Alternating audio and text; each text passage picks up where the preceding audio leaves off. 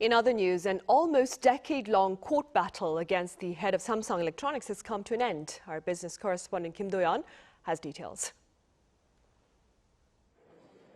After nearly a decade of legal battles, Samsung Electronics executive chairman Jae-yong is now officially free of all charges. On Thursday, South Korea's Supreme Court upheld a lower court ruling acquitting the Samsung chairman of fraud and market manipulation. The case entered on a controversial 2015 merger between Samsung C&T and Cheil Industries, a deal that helped Lee cement control over Samsung Electronics despite not owning direct shares.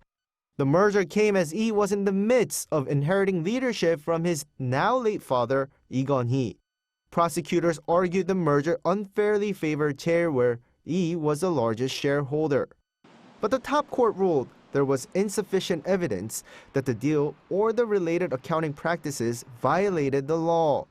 Lee's legal woes began in 2016 with a bribery case linked to former impeached President Kun-hee.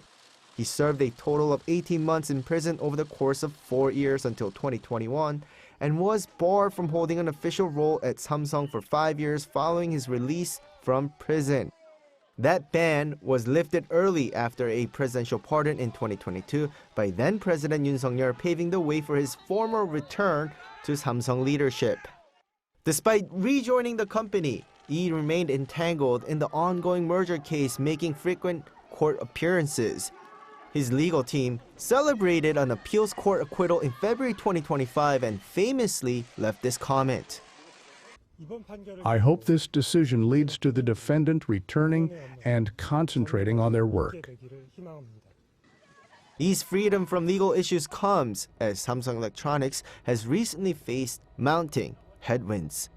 Its operating profit for the second quarter was slashed in half year-on-year, dragged down by weakness in its key semiconductor business, which accounts for more than half of total profits. Pundits say the legal issues didn't help and kept the company as a whole from making risky and bold decisions. But now at least the man at the top is no longer looking over his shoulder, and that may mark a turning point for South Korea's biggest conglomerate. Kim Do-yeon, Arirang News.